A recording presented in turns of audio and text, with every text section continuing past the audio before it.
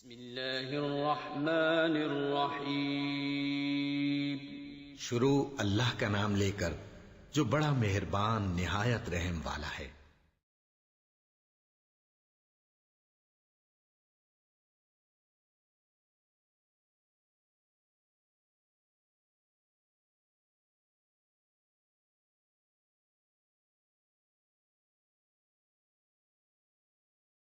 کہ میں نے شروع میں یہ کہا کہ لباس اللہ تعالیٰ نے کیوں اتارا؟ یواری سوآتکم، تمہارے ستر کو ڈھانپنے کے لیے۔ اس کا معنی یہ ہے کہ وہ لباس جس سے انسان کا ستر، خاص طور پر عورتوں کا ستر جو ہے وہ ڈھانپا نہ جائے، اس کا پردہ نہ ہو، تو وہ لباس جو ہے اس لباس وہ ایسے جیسے اس نے لباس پہنا ہوا ہی نہیں۔ یہی وجہ ہے کہ رسول اکرم صلی اللہ علیہ وسلم نے ارشاد فرمایا کہ صنفان من اہل النار لم اراہما، کہ جہنم والوں کی دو قسمیں ہیں کہ جن کو میں نے ابھی نہیں دیکھا۔ مطلب یہ ہے کہ میرے بعد آنے والے زمانے میں یہ جہنمی لوگ آئیں گے، میں نے ان کو نہیں دیکھا لیکن آئیں گے یہ میری امت کے اندر۔ وہ کون ہیں؟ فرمایا ایک تو وہ لوگ ہیں کہ کہ وہ ان کے پاس کوڑے ہوں گے، کاذناب البقر یضربون الناس، کہ ان کے پاس کوڑے ہوں گے گایوں کی دموں کی طرح، جن کے ساتھ وہ لوگوں کو ماریں گے۔ مطلب یہ ہے کہ وہ لوگوں پر ظلم و زیادتی کریں گے، لوگوں کو ظلم و زیادتی کا نشانہ بنائیں گے اپنے کوڑوں کے ذریعے۔ ایک تو یہ جہنم والے۔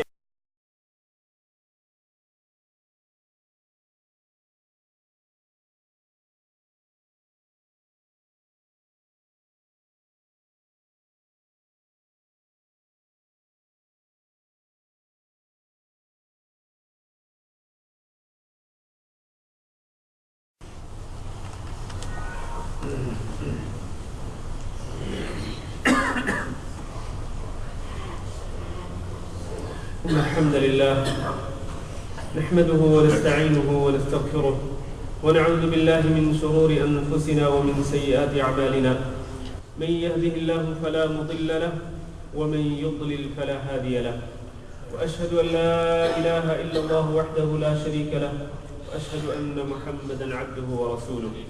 اللهم صل على محمد وعلى آل محمد كما صليت على إبراهيم وعلى آل إبراهيم إنك حميد مجيد۔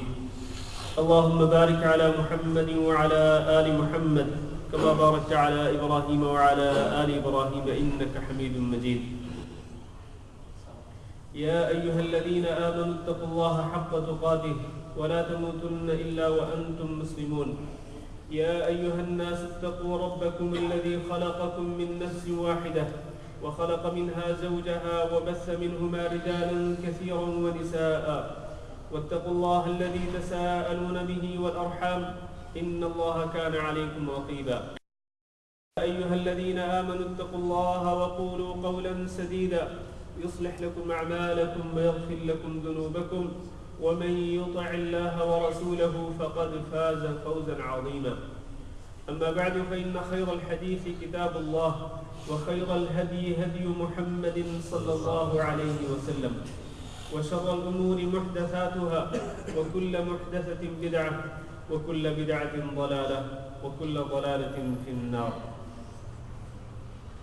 محترم بھائیو اور دوستو، اللہ رب العزت کی بے شمار نعمتوں میں سے ایک بہت بڑی نعمت وہ ہے جو ہم ہر وقت استعمال کرتے ہیں، اور وہ ہے انسان کا لباس۔ ارشاد فرمایا ہے یا بنی آدم قد انزلنا علیکم لباسا یواری سوآتکم وریشا ولباس التقوی ذلک خیر ذلک من آیات اللہ لعلہم یذکرون۔ اے آدم کی اولاد، قد انزلنا علیکم لباسا، ہم نے آپ پر لباس اتارا ہے۔ یہ جو اللہ رب العزت کا فرمان ہے کہ ہم نے تمہارے اوپر لباس اتارا، اس کا معنی یہ ہے کہ یہ لباس عطا کرنے والا ہمیں کون ہے؟ اللہ رب العزت۔ اللہ رب العزت کی دین ہے، اللہ کی توفیق ہے، اللہ نے ہمیں یہ لباس پہننے کو دیا ہے۔ یہ لباس اللہ تعالیٰ نے ہمیں کیوں دیا؟ اس لباس کو اللہ نے کیوں اتارا؟ اس کے دو مقاصد ہیں جو اللہ تعالیٰ نے ہی ذکر کر دیے ہیں۔ لباسا یواری سوآتکم، ایک اس کا مقصد یہ ہے کہ یہ لباس آپ کی شرمگاہوں کو ڈھانپ دیتا ہے، اور وریشن دوسرا مقصد کہ اس لباس سے اللہ تعالیٰ آپ کو مزین کر دیتا ہے، یہ لباس آپ کے لیے زینت کا باعث ہے۔ ظاہر ہے کہ اس لباس سے نہ صرف یہ کہ انسان اپنے سطر کو ڈھانپتا ہے، جس سے ظاہر ہے کہ جس کو کھولنے سے انسان شرماتا ہے، فطری طور پر ہر انسان میں یہ حیا اور یہ شرم موجود ہے کہ وہ اپنے سطر کو ہمیشہ ڈھانپے رکھنا چاہتا ہے، خاص طور پر جب وہ دوسروں کے سامنے ہو تو۔ ایک تو یہ، اور دوسرا کہ یہ لباس بھی ہے یہ انسان کو خوبصورت بناتا ہے، انسان کو زینت بخشتا ہے، انسان کو مزین کرتا ہے۔ تو یہ دو بڑے اہم مقاصد ہیں۔ اس کے بعد فرمایا وَلِبَاسُ التَّقْوَى ذَلِكَ خَيْرٌ، یہ لباس تو ٹھیک ہے، یہ بہت بڑی نعمت ہے اللہ رب العزت کی جس کے ذریعے ہم یہ دو مقاصد حاصل کرتے ہیں، لیکن لباس التقوی جو تقوی کا لباس ہے وہ بہتر ہے، وہ اس لباس سے بہتر ہے۔ معنی یہ ہے کہ یہ لباس تو آپ نے پہننا ہی پہننا ہے اپنے سطر کو ڈھانپنے کے لیے اور اپنے آپ کو مزین کرنے کے لیے، لیکن اس لباس کے اوپر جو ایک اور لباس ہونا چاہیے جو کہ عموماً مجھ میں اور آپ میں نظر نہیں آتا، وہ کیا ہے؟ لباس التقوی، تقوی کا لباس۔ انسان تقوی کا لباس اوڑھے ہوئے ہو، یہ لباس بہتر ہے۔ اور لباس اوڑھنے کا معنی یہ ہے کہ انسان اپنے پورے جسم کو اللہ رب العزت کی نافرمانی سے محفوظ رکھے، پورے جسم کو، اپنی آنکھوں کو بھی، اپنے کانوں کو بھی، اپنی زبان کو بھی، اپنے سر کو، اپنے ہاتھوں کو، اپنے پیروں کو، اپنے پورے جسم کو اللہ رب العزت کی نافرمانی سے اگر یہ بچائے رکھتا ہے اللہ کے خوف کی بنا پر، اللہ کے ڈر کی بنا پر، اسی کو لباس التقوی کہتے ہیں۔ تقوی کا لباس، یہ لباس اس لباس سے بہتر ہے جو یقیناً میرے اور آپ کے لیے ضروری بھی ہے، لیکن اس سے بہتر لباس تو لباس التقوی ہے۔ تو یہ اللہ رب العزت کی بہت بڑی نشانی ہے، اللہ کی قدرت کی نشانیوں میں سے ایک نشانی کہ اللہ نے ہمیں لباس عطا کر دیا۔ اس آیت سے ہمیں یہ بھی معلوم ہوتا ہے کہ لباس وہ ہونا چاہیے، لباس وہ ہونا چاہیے چاہے مرد ہو چاہے عورت ہو، لباس وہ ہونا چاہیے جو اس کے سطر کو کم از کم ڈھانپ دے، یواری سوآتکم، آپ کی شرمگاہوں کو ڈھانپ دے، اس لیے کہ سطر کا ڈھانپنا، شرمگاہوں کا ڈھانپنا جو ہے، رسول اکرم صلی اللہ علیہ وسلم نے ارشاد فرمایا لا ينظر الى عورت الرجل، کوئی مرد کسی مرد کے سطر کی طرف مت دیکھے، ولا المرأة الى عورت المرأة، اور کوئی عورت کسی عورت کے سطر کی طرف مت دیکھے، ولا يفضي الرجل الى الرجل في ثوب واحد، اور دو آدمی جو ہیں وہ ایک ہی کپڑے میں مت سوئے، مت آرام کریں، ولا تفضي المرأة الى المرأة في ثوب واحد، اسی طرح دو عورتیں جو ہیں وہ بھی ایک ہی کپڑے میں، ایک ہی چادر میں وہ مت سوئیں۔ تو نبی کریم صلی اللہ علیہ وسلم نے دو مردوں کو ایک چادر میں اور دو عورتوں کو ایک ہی چادر میں سونے سے، آرام کرنے سے منع فرمایا ہے۔ اس کی وجہ کیا ہے؟ وجہ یہی ہے کہ اگر ایسا ہوگا تو ہو سکتا ہے کہ کسی ایک کی شرمگاہ پہ نظر پڑ جائے، جبکہ شرمگاہ کو، سطر کو ڈھانپنا ضروری ہے، مردوں کے لیے بھی اور عورتوں کے لیے بھی۔ نبی کریم صلی اللہ علیہ وسلم نے ایک حدیث میں ارشاد فرمایا کہ احفظ عورتک، اپنے سطر کی حفاظت کرو، مطلب اس کو ڈھانپ کے رکھو، الا من زوجتک او ما ملکت یمینک، مرد کے لیے اتنی اجازت ہے کہ وہ اپنے سطر کو کھول سکتا ہے اپنی بیوی کے سامنے یا اپنی لونڈی کے سامنے۔ نبی کریم صلی اللہ علیہ وسلم نے جب یہ حدیث ارشاد فرمائی کہ ان دو کے علاوہ آپ اپنے سطر کو کھول نہیں سکتے ہیں، بیوی اور لونڈی کے علاوہ، تو صحابہ کرام نے پوچھا اذا كان القوم بعضهم في بعض، جب لوگ ایک ہی قوم، ایک ہی قبیلے کے یا ایک ہی خاندان کے کچھ لوگ جو ہیں وہ ایک ہی جگہ پہ جمع ہوں، تو کیا ان کے لیے ضروری ہوگا کہ اپنے جیسے لوگوں کے سامنے، اپنے خاندان کے، اپنے رشتہ داروں اور اپنے قبیلے کے لوگوں کے سامنے بھی انسان اپنے سطر کو ڈھانپ کے رکھے؟ فرمایا رسول اکرم صلی اللہ علیہ وسلم نے ان استطعت ان لا يرينها احد لا يرينها، اگر تم اس کی استطاعت رکھتے ہو کہ تمہارے سطر کو کوئی بھی شخص نہ دیکھ سکے، چاہے وہ تمہارے اپنے رشتہ داروں میں سے کیوں نہ ہو، تمہارے خاندان، تمہارے قبیلے میں سے کیوں نہ ہو، فلا يرينها، حسب امکان، حسب استطاعت، حسب قدرت، یہی کوشش کرنی چاہیے کہ آپ کے سطر پر کسی کی نظر نہ پڑے سوائے ان دو کے جن کا میں پہلے ذکر کر چکا ہوں۔ پھر اسی صحابی نے سوال کیا اے اللہ کے رسول اذا كان احدنا خالیا، جب ہم میں سے کوئی شخص جو ہے وہ اکیلا ہو اور وہاں پر کوئی اس کو دیکھنے والا نہ ہو، تو پھر وہاں پر بھی اپنا سطر نہیں کھول سکتے ہیں؟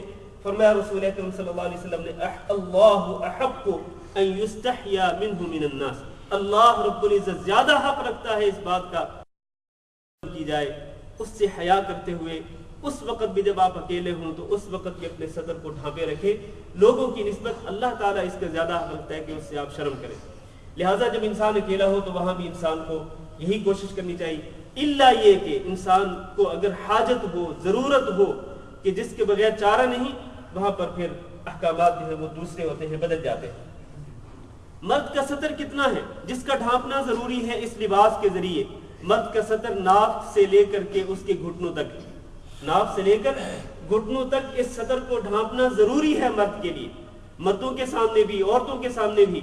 یعنی بعض لوگ یہ کہتے ہیں کہ جب ایک مرد مردوں کے سامنے ہی ہو تو کوئی حرج نہیں، اس کی رانیں اگر ننگی رہ جائے تو کوئی حرج نہیں۔ نبی کریم صلی اللہ علیہ وسلم نے ایک صحابی کو دیکھا کہ اس نے اپنے رانوں کو کھلا چھوڑا ہوا تھا۔ رسول اکرم صلی اللہ علیہ وسلم نے ارشاد فرمایا غط فخذک فإن الفخذ عورۃ، اپنے رانوں کو ڈھانپ کے رکھو، اس لیے کہ ران جو ہے وہ بھی سطر کے اندر شامل ہے۔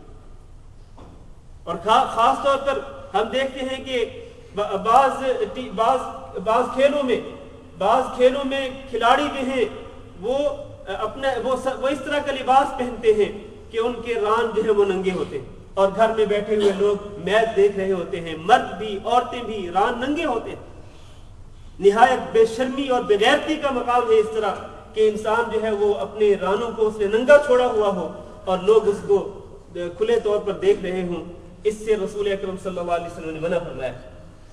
جہاں تک خواتین کا مسئلہ ہے تو خواتین کے لیے یہ ہے کہ خواتین کا پورا جسم، ایک مسلمان خاتون کا پورا جسم جو ہے وہ غیر محرم مردوں کے لیے سطر ہے۔ پورا جسم سر سے لے کر پاؤں تک پورا جسم غیر محرم مرد کے سامنے سطر ہے، اس کا ڈھانپنا ضروری ہے۔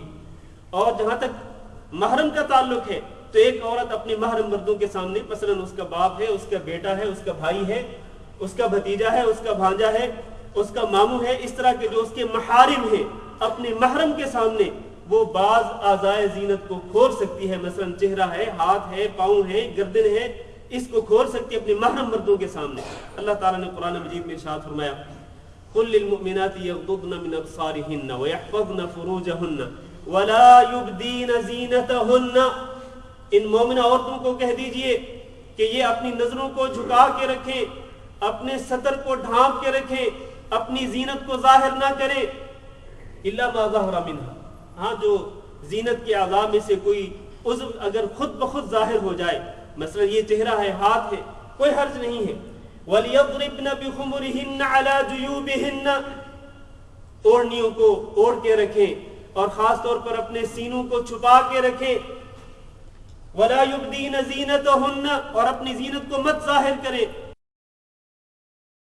بتا دیا کہ کون کون لوگ مستثنا ہیں کہ جن کے سامنے عورت اپنے اعضائے زینت کھول سکتی ہے، الا لبعولتهن، اپنے خاوندوں کے سامنے، او آبائہن، اپنے باپوں کے سامنے، او آبائی بعولتہن، اپنے سسر کے سامنے۔ اور پھر آگے تفصیل بتلا دی ہے سورۃ النور میں، یہ تفصیل موجود ہے جو اس کو دیکھنا چاہتے ہیں۔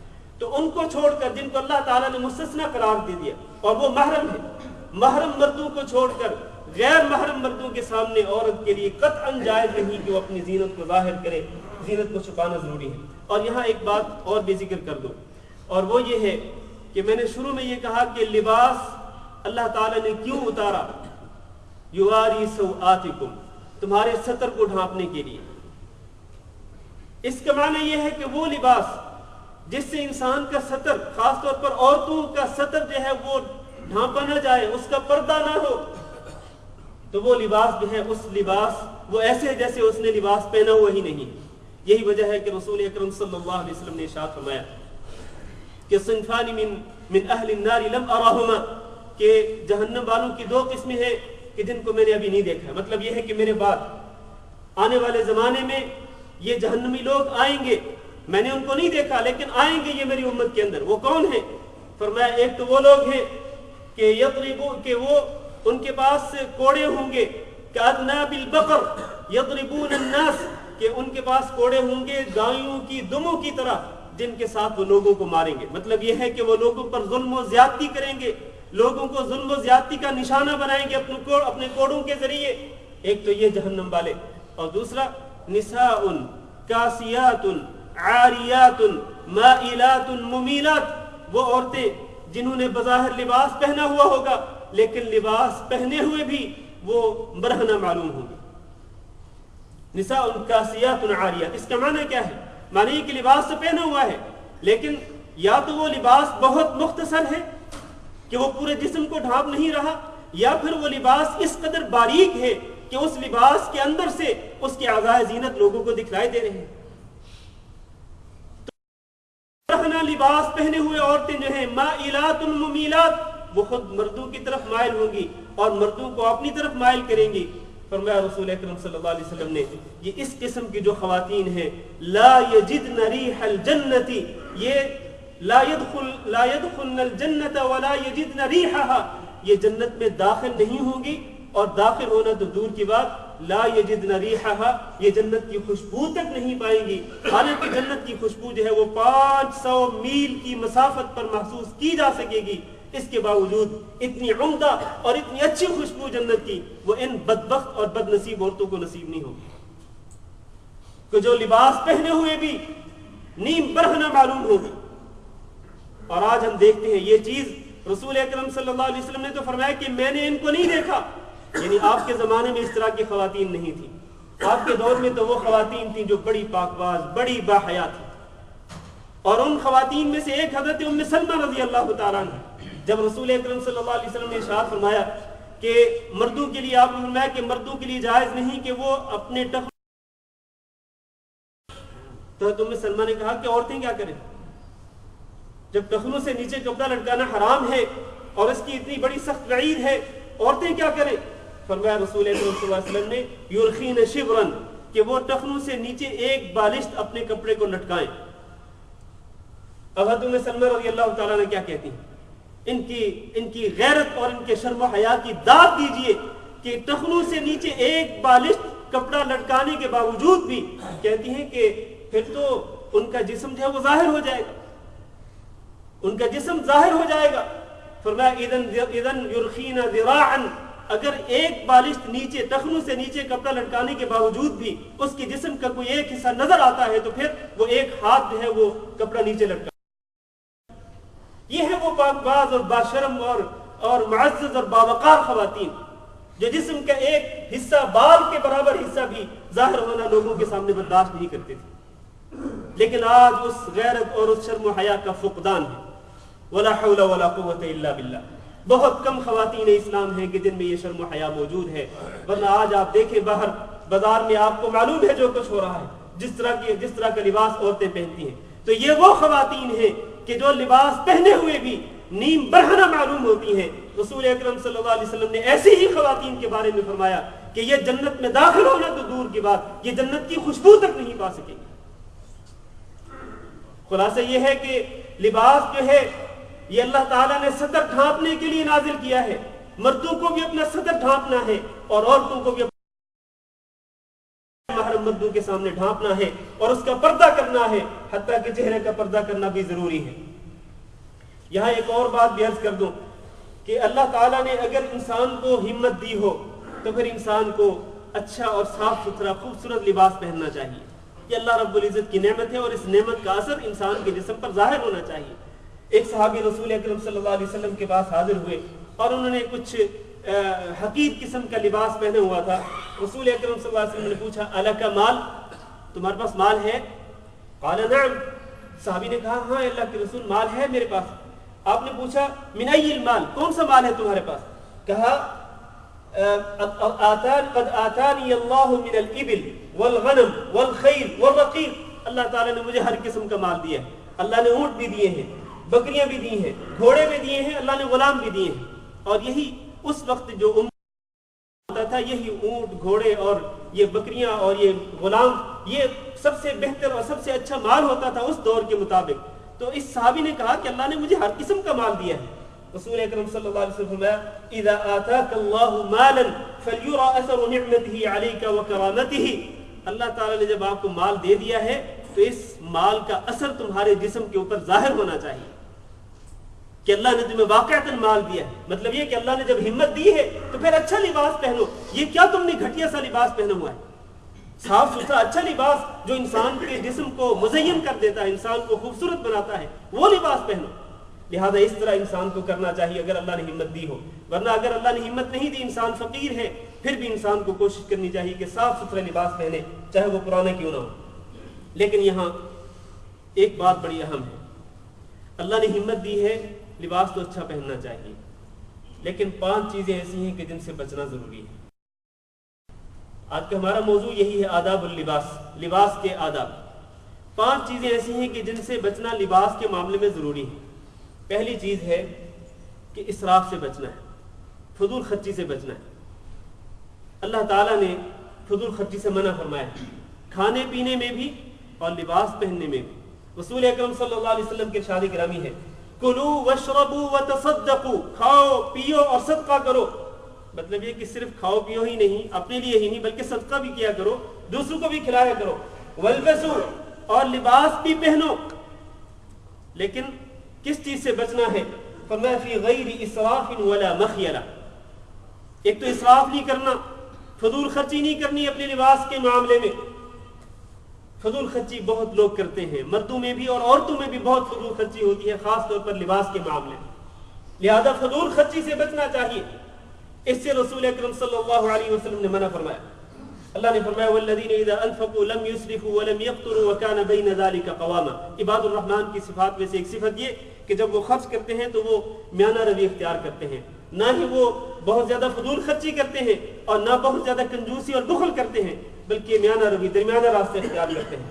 انہ لا يحب المسرفین, اللہ رب العزت اسراف کرنے والوں کو, فضول خرچی کرنے والوں کو پسند نہیں کرتا ہے. ایک اسراف سے بچنا ہے. دوسرا تکبر سے, کہ انسان جب اچھا لباس پہن لے تو پھر وہ تکبر میں مبتلا نہ ہو. بڑائی جو ہے یہ اللہ رب العزت کے لیے خاص ہے, بڑائی اللہ رب العزت کسی کے لیے پسند نہیں کرتا ہے. اللہ فرماتے ہیں الکبریاء ردائی, یہ بڑائی میرے لیے, میری چادر ہے, اس کو میں نے اوڑھا ہوا ہے. جو شخص اپنے اندر کبر محسوس کرے, تکبر محسوس کرے, تو وہ ایسا ہے جیسے کہ وہ میری چادر کو مجھ سے کھینچنے کی کوشش کر رہا ہے. اور رسول اکرم صلی اللہ علیہ وسلم نے فرمایا کہ لا يدخل الجنة من كان في قلبه مثقال حبة من خردل من كبر. وہ شخص جنت میں داخل نہیں ہوگا جس کے دل میں ایک رائی کے دانے کے برابر بھی تکبر ہے, بڑائی کا احساس ہے. تو وہ شخص رائی کے دانے کے برابر تکبر کیوں نہ ہو, وہ شخص جنت میں داخل نہیں ہوگا. اور جہاں تک لباس پہن کر کے تکبر کرنے کا معاملہ ہے, بڑائی اور اپنے آپ کو لوگوں سے اونچا دکھانے والی جو بات ہے, خصوصاً اپنے لباس کے ذریعے, کہ لوگ یہ کہیں کہ اس شخص نے سب سے اچھا لباس, سب سے عمدہ لباس پہنا ہوا ہے. تکبر اور بڑائی کا مظاہرہ کرنا لباس کے ساتھ. رسول اکرم صلی اللہ علیہ وسلم فرماتے ہیں کہ ایک شخص زمین پر چل رہا تھا اپنے خوبصورت لباس میں, مرجل جمتہ, اور اس نے اپنے بال بھی ٹھیک ٹھاک بنائے ہوئے, لباس خوبصورت پہنے ہوئے, اور بڑے تکبر کے ساتھ, بڑائی کے ساتھ وہ زمین پر چل کے جا رہا تھا. اذ خسف اللہ به الارض, اچانک اللہ رب العزت نے اس کو زمین کے اندر دھسا دیا. فهو يتجلجل به الى يوم القيامه, اور وہ قیامت کے دن آنے تک وہ مسلسل نیچے جا رہا ہے. اپنے اس تکبر کی وجہ سے کہ اس نے خوبصورت لباس پہنا ہوا تھا, بال بنائے ہوئے, اس تکبر کی وجہ سے, لباس کی وجہ سے, بڑائی کے اظہار کرنے کی بنا پر اللہ تعالیٰ نے اس کو زمین میں دھسا دیا, اور وہ برابر زمین کے اندر نیچے جا رہا ہے, قیامت تک وہ نیچے جاتا رہے گا, والعیاذ باللہ. لہذا اس تکبر سے انسان کو بچنا چاہیے. اور خاص طور پر یہ ایک تیسری چیز جو میں آپ کو بتا رہا ہوں, ایک تو اسراف ممنوع ہے, دوسرا تکبر ممنوع ہے. اور یہاں ایک اور بھی تنبیہ کر دو کہ خوبصورت اور اچھا لباس پہننا جو ہے یہ تکبر نہیں ہے. خود لباس پہننا جو ہے یہ تکبر نہیں, اچھا لباس پہننا. جس طرح کہ رسول اکرم صلی اللہ علیہ وسلم نے جب یہی حدیث ارشاد فرمائی کہ جس شخص کے دل میں رائی کے دانے کے برابر تکبر ہوگا تو وہ جنت میں داخل نہیں ہوگا, صحابی نے پوچھا اللہ کے رسول, ہم میں سے ایک شخص یہ پسند کرتا ہے کہ اس کا لباس عمدہ ہو, خوبصورت ہو, اس کا جوتا بہت اچھا ہو, تو کیا یہ بھی تکبر ہے؟ فرمایا رسول اکرم صلی اللہ علیہ وسلم نے ان اللہ جمیل یحب الجمال, اللہ تعالیٰ خوبصورت ہے اور خوبصورتی کو پسند کرتا ہے. لہذا خوبصورت لباس پہننا یہ تکبر نہیں ہے. خوبصورت لباس پہن کر اپنے آپ کو لوگوں سے بڑا سمجھنا، لوگوں سے اچھا تصور کرنا، بڑائی میں مبتلا ہونا، خود پسندی میں مبتلا ہونا، یہ تکبر ہے. اور یہ اگر ایک رائی کے دانے کے برابر بھی ہو کسی کے دل میں تو اللہ تعالیٰ کے لیے قطعی طور پر یہ قابل برداشت نہیں ہے. تیسری چیز جو ممنوع ہے لباس میں وہ ہے اسبال، یعنی کپڑے کو ٹخنوں سے نیچے لٹکانا. مردوں کے لیے ٹخنوں سے نیچے کپڑا لٹکانا حرام ہے. رسول اکرم صلی اللہ علیہ وسلم نے ارشاد فرمایا ما اسفل من الكعبین من الازار ففی النار، جو کپڑا ٹخنوں کے نیچے ہو وہ جہنم کی آگ میں ہے. اور اگر یہ کپڑوں کے نیچے ٹخنوں کے نیچے کپڑا لٹکانا جو ہے اگر یہ تکبر کے ساتھ ہو تو یہ اس سے بھی بڑا گناہ ہے. وہ پہلا بھی گناہ ہے کہ انسان کے اندر تکبر نہیں، بغیر تکبر کے انسان کپڑا نیچے لٹکاتا ہے، چاہے وہ اس نے پینٹ پہنی ہوئی ہے یا اس نے دشداشا پہنا ہوا ہے یا اس نے چادر پہنی ہوئی ہے، لنگی پہنی ہوئی ہے، یا کوئی بھی کپڑا جو ہے وہ ٹخنوں سے نیچے لٹک رہا ہے تو وہ جہنم کی آگ میں، چاہے تکبر نہ بھی ہو تب بھی وہ جہنم کی آگ میں. لیکن اگر کوئی شخص تکبر میں مبتلا ہو، کپڑا بھی نیچے لٹک رہا ہے اور تکبر میں بھی مبتلا ہو تو یہ ڈبل گناہ ہے، یہ دوگنا گناہ ہے. اور اس کا گناہ جو ہے اس کا بوجھ اس سے پہلے گناہ سے زیادہ ہے. اور رسول اکرم صلی اللہ علیہ وسلم نے فرمایا کہ وہ شخص ثلاثۃ لا یکلمہم اللہ یوم القیامۃ ولا یزکیہم ولہم عذاب علیم، 3 بد نصیب لوگ ایسے ہیں کہ قیامت کے دن اللہ رب العزت ان سے گفتگو نہیں فرمائے گا، اللہ تعالیٰ ان کی طرف نظر رحمت سے نہیں دیکھے گا، اللہ ان کو پاک نہیں کرے گا، ان کے لیے دردناک عذاب ہوگا. ان تینوں میں سے ایک شخص وہ ہے المسبل ازارہ، جو اپنے ازار کو، اپنی چادر کو، نیچے جو کپڑا اس نے پہنا ہوا اس کو ٹخنوں سے نیچے لٹکاتا ہے. تو یہ شخص جو ہے اس کو اللہ رب العزت قیامت کے دن دیکھنا تک گوارا نہیں کرے گا اور اس کے لیے دردناک عذاب ہوگا. خاص طور پر تکبر کے ساتھ اگر ہو تو یہ اس سے بھی زیادہ سنگین جرم ہے. لہذا اس سے انسان کو بچنا چاہیے. بعض لوگ یہ کہتے ہیں کہ تکبر نہ ہو تو کوئی حرج نہیں، اور وہ یہ بیان کرتے ہیں کہ حضرت ابوبکر صدیق رضی اللہ تعالیٰ عنہ جو کپڑا پہنتے تھے وہ نیچے لٹک جایا کرتا تھا. میرے بھائیوں یہ کوئی دلیل نہیں ہے. جب یہ نبی کریم صلی اللہ علیہ وسلم نے مسئلہ بیان کیا تھا تو اس وقت حضرت ابوبکر نے کہا تھا رضی اللہ تعالیٰ عنہ کہ اللہ کے رسول میں بہت خیال کرتا ہوں لیکن نحیف الجسم ہوں، کمزور جسم کا مالک ہوں، ایک طرف سے پھر بھی کپڑا نیچے لٹک جاتا ہے، خیال رکھنے کے باوجود بھی نیچے چلا جاتا ہے بعض اوقات. فرمایا رسول اکرم صلی اللہ علیہ وسلم نے کہ تم ان لوگوں میں سے نہیں جن کے بارے میں نے حدیث بیان کی. اس کا معنی یہ ہے کہ انسان کو حتی الامکان کوشش کرنی چاہیے کہ اس کا نیچے جو کپڑا اس نے پہنا ہوا ہے وہ نیچے لٹکا ہوا نہ ہو. تو ایک تو اسراف ممنوع ہے لباس میں، دوسرا تکبر ممنوع ہے، اور تیسرا اسبال ٹخنوں سے نیچے لٹکانا ممنوع ہے. یہ مردوں کے لیے، عورتوں کے لیے جائز ہے، بلکہ عورتوں کے لیے ضروری ہے کہ وہ ٹخنوں سے نیچے کپڑا لٹکائیں، جس طرح میں نے ام سلمہ رضی اللہ تعالیٰ عنہ کی حدیث بیان کی ہے. چوتھی چیز جو ممنوع ہے وہ تشبہ ہے کہ مرد اپنے لباس میں عورتوں کی تشبیہ نہ اختیار کریں اور عورتیں اپنے لباس میں مردوں کی تشبیہ اختیار نہ کریں. اللہ کے رسول نے فرمایا لعن اللہ المتشبہین من الرجال بالنساء، اللہ تعالیٰ کی لعنت ہوتی ہے ان مردوں پر جو عورتوں کے ساتھ مشابہت اختیار کرتے ہیں. وہ مشابہت کس چیز میں؟ چاہے وہ بولنے کے انداز میں ہو. بعض مرد جو ہے ان کو شوق ہوتا ہے وہ عورتوں کے انداز میں بولتے ہیں، کلام کرتے ہیں، ان پر لعنت ہوتی ہے اللہ رب العزت کی. یا یہ لباس کے معاملے میں ہو، یا یہ مشابہت جو ہے وہ جسمانی وضاقتہ میں ہو. یہ مشابہت جس قسم کی ہو، جسمانی وضاقتہ میں، لباس میں، یا بات چیت کے انداز میں، جس طرح کی مشابہت بھی ہو، جو مرد عورتوں کے ساتھ مشابہت اختیار کرے گا اس پر اللہ کی لعنت ہوتی ہے، اور جو عورت مردوں کی مشابہت اختیار کرتی ہے اللہ تعالیٰ کی اس پر بھی لعنت ہوتی ہے. لہذا تشبیہ سے بچنا چاہیے. لباس کے معاملے میں خاص طور پر آج کل لوگوں کو بڑا شوق ہوتا ہے کہ وہ لباس کے معاملے میں عورتوں کے ساتھ تشبیہ اختیار کرتے ہیں، اور عورتوں کو بھی اسی طرح سے، عورتوں میں بھی یہ مرض موجود ہے کہ وہ مردوں کی تشبیہ اختیار کرتی ہیں. اس قسم کے چاہے مرد ہوں چاہے عورتیں ہوں، نبی کریم صلی اللہ علیہ وسلم کے حدیث کے مطابق ان پر لعنت ہوتی ہے. لہذا اس تشبیہ سے ہر صورت میں بچنا چاہیے. تو ایک تو یہ چوتھی چیز تشبہ. اور پانچویں چیز جو لباس کے معاملے میں ممنوع ہے وہ ہے کہ انسان یہ کوشش نہ کرے کہ جو بھی بازار میں، مارکیٹ میں نیا فیشن آئے تو سب سے پہلے میں اس کو خریدوں اور وہ پہنوں، اور لوگ میری طرف انگلی اٹھا کے کہیں کہ فلاں شخص جو ہے اس نے نیا فیشن پہن لیا ہے. نیا فیشن اس نے نکالا ہے، یا فنا جو کپڑا ہے وہ اس شخص نے پہنا ہوا ہے. یعنی اپنے لباس کے ذریعے انسان چاہے مرد ہو چاہے عورت ہو، خصوصاً عورتوں میں یہ بیماری ہوتی ہے کہ جو بھی نیا فیشن آئے گا کوشش یہ ہوگی سب سے پہلے اس کے جسم پر وہ یہ نمودار ہو. نیا فیشن اگر یہ اس طرح کا مقصد ہو کہ سب سے پہلے نیا فیشن میرے جسم پر نمودار ہو اور لوگ میری طرف نظریں اٹھا کے دیکھیں، تو پھر ایسے مردوں اور ایسی عورتوں کو وہ حدیث اپنے ذہن میں رکھنی چاہیے.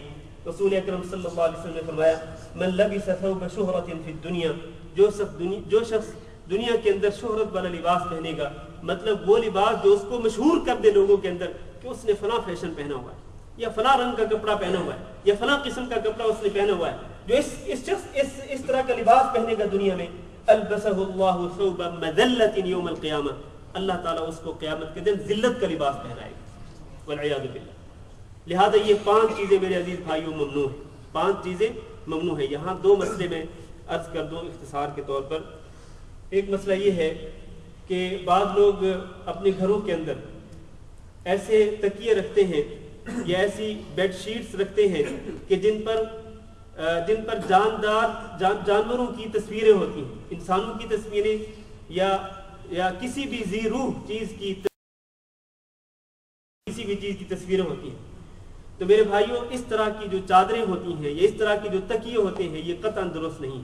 حضرت عائشہ رضی اللہ تعالیٰ عنہ نے یہ حدیث بیان کی ہے کہ وہ کہتی ہیں کہ میں نے ایک تکیہ خریدا اور اس پر کچھ تصویریں تھیں، تو وہ میں نے گھر کے اندر سجا کے رکھا کہ جب رسول اکرم صلی اللہ علیہ وسلم تشریف لائیں گے تو آپ صلی اللہ علیہ وسلم اس تکیے کا سہارا لے کر کے بیٹھیں گے، مجھے بڑی خوشی ہوگی. رسول اکرم صلی اللہ علیہ وسلم جب تشریف لائے، گھر کے اندر ابھی گھر کا دروازہ کھولا ہی تھا، دیکھا کہ سامنے وہ تکیہ پڑا ہے جس پر تصویریں تھیں. آپ صلی اللہ علیہ وسلم وہیں رک گئے، گھر کے اندر داخل نہیں ہوئے، اور آپ کے چہرے کا رنگ تبدیل ہو گیا، غصے کے آثار نمایاں ہو گئے. حضرت عائشہ رضی اللہ تعالیٰ نے کہتی اتوب الی اللہ، میں اللہ کی طرف، رسول میں نے کیا گناہ کر لیا ہے، کیا چیز آپ نے یہاں پر دیکھی ہے کہ آپ گھر کے اندر آنا بھی برداشت نہیں کر رہے. تو آپ نے کہ یہ سامنے کیا ہے. حضرت عائشہ نے کہا یہ میں نے آپ کے لیے خریدا ہے کہ تاکہ آپ اس پر بیٹھے، اس کا سہارا لے، آپ کے لیے خریدا ہے. رسول اکرم صلی اللہ علیہ وسلم نے ارشاد فرمایا کہ اس طرح کی جو چیزیں ہیں یہ گھر کے اندر رکھنا ممنوع ہے. تو حضرت عائشہ رضی اللہ تعالیٰ نے اس کو فوری طور پر نکال دیا. اسی طرح دوسری حدیث میں پردوں کا ذکر ہے کہ پردے لگے ہوئے تھے جن پر بعض تماثیل تھی، بعض مجسمے تھے. نبی کریم صلی اللہ علیہ وسلم نے اس وقت بھی بڑی ناراضگی کا اظہار کیا تھا. مجسمے جو بنے ہوئے تھے، جو نقشے بنے ہوئے تھے ان پردوں پر، تو اس پر بھی آپ صلی اللہ علیہ وسلم نے ناراضگی کا اظہار کیا تھا. لہذا اس طرح نہیں کرنا چاہیے اور اس سے بچنا چاہیے. دوسرا مسئلہ جو بیان کرنا چاہتا ہوں وہ یہ ہے کہ مردوں کے لیے قطعاً یہ جائز نہیں کہ وہ ریشم کا لباس پہنے. ریشم کا لباس پہننا مردوں کے لیے حرام ہے، جس طرح کے سونے کی انگوٹھیاں پہننا مردوں کے لیے حرام ہے، بالکل اسی طرح سے ریشم کا لباس پہننا مردوں کے لیے حرام ہے. رسول اکرم صلی اللہ علیہ وسلم نے یہ حدیث میں واضح طور پر ارشاد فرمایا ہے کہ میری امت کے مردوں کے لیے یہ دونوں چیزیں حرام ہیں، ہاں میری امت کی عورتوں کے لیے یہ دونوں چیزیں حلال ہیں، سونا بھی اور اسی طرح ریشم کا لباس بھی.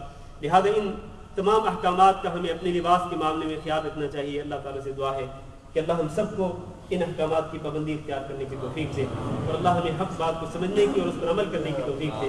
استغفر اللہ لی ولکم ولسائر المسلمین فاستغفروہ انہ هو الغفور الرحیم.